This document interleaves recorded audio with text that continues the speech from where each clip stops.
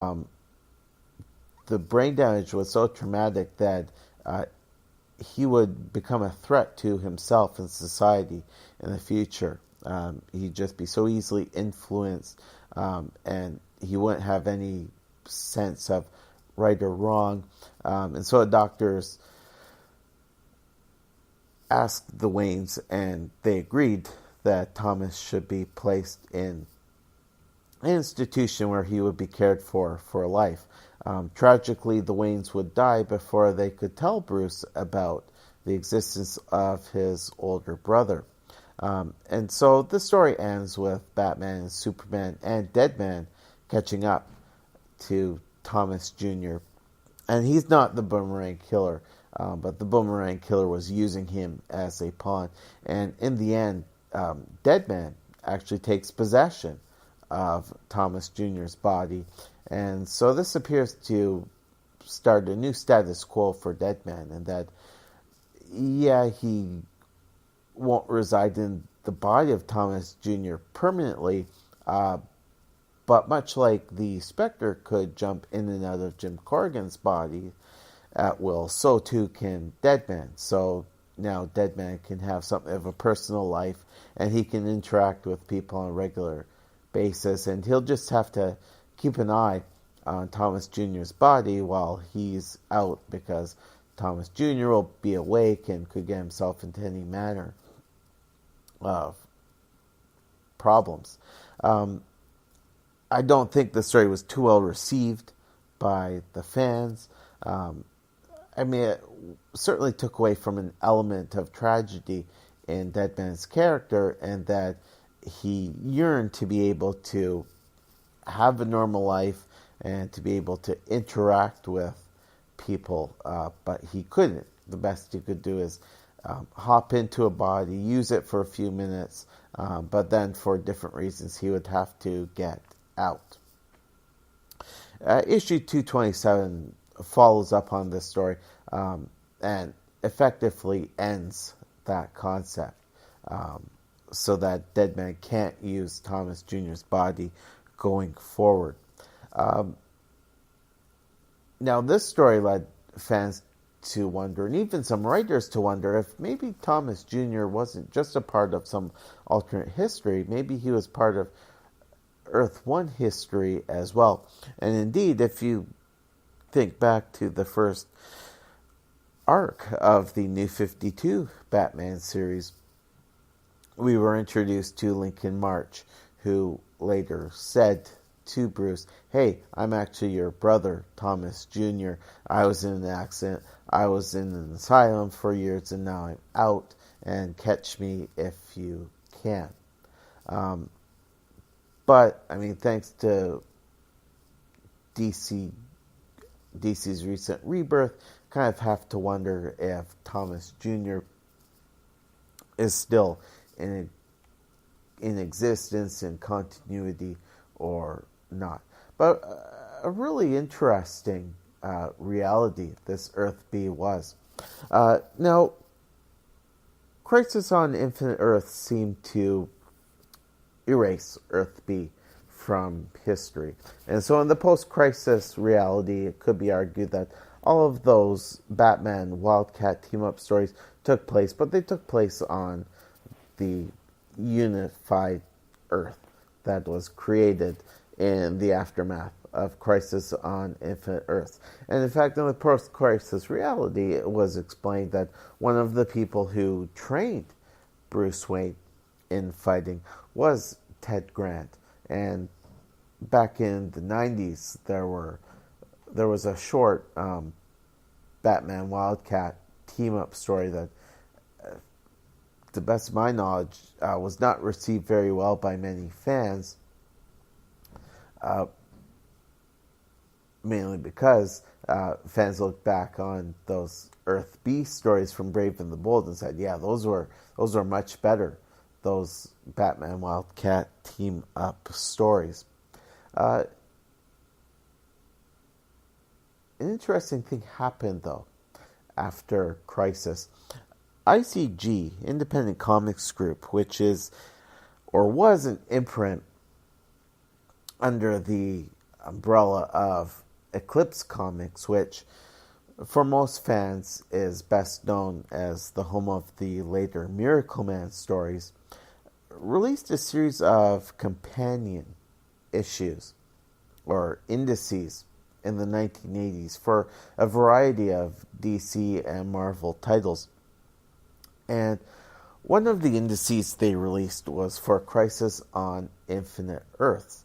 And I picked one up a number of years ago, and I thought it was a case of DC maybe saving a few bucks by farming out the publication of the index to an independent group, because it had the official Crisis on Infinite Earths title logo on it, and it had cover art by, I want to say, by George Perez. It looked like an official DC publication, but it wasn't. And I'm sure a number of fans who see it for the first time are fooled by this, because Mark Waid was a contributor to the Crisis Companion. What's really neat about the Crisis Companion from ICG is that it cataloged a whole slew of Earths, which appeared in a variety of DC stories over the years. And one of the Earths that was cataloged in the index was Earth B. And Mark Waid and the co-author of the Crisis Index expanded their definition of Earth B, certainly referencing Bob Rozakis' unofficial creation of Earth B. And so a lot of fans took this publication as official confirmation of the official existence of Earth B. However, from DC's standpoint, this was an independent publication which amounted to no more than fan fiction.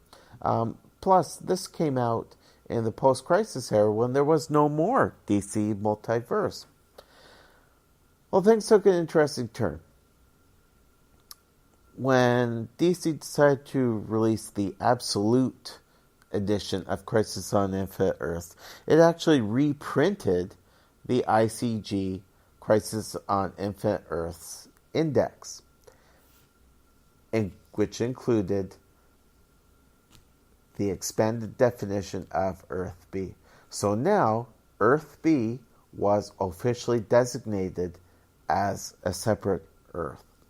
Only problem was, at the time, DC was still running with the single universe concept. So the sad part is that Earth B finally got its official designation, but it was during a time when the old multiverse was considered to be dead. Now, things take an interesting turn from here, folks, because a number of historians, including John Wells, have looked at Earth B and said, you know what? You put those stories together, it still doesn't really make a cohesive reality. Certain things between these different stories that have been attributed to Earth B just don't jive with each other.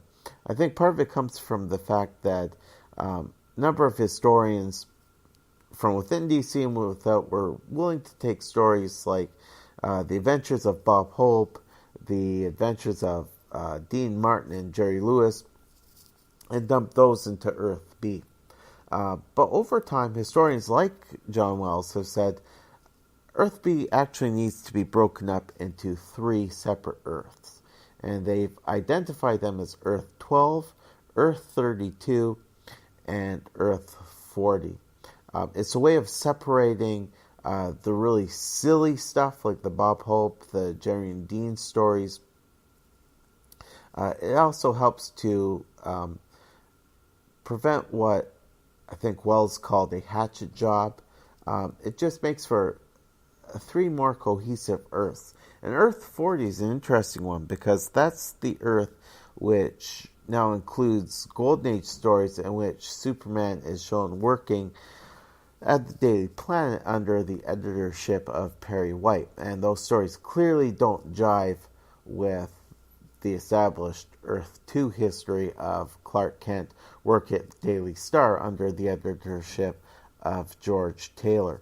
Earth 40 is also a way of taking the Ashcan comic, which first introduced Captain Thunder, who later became Captain Marvel, and putting him in that reality.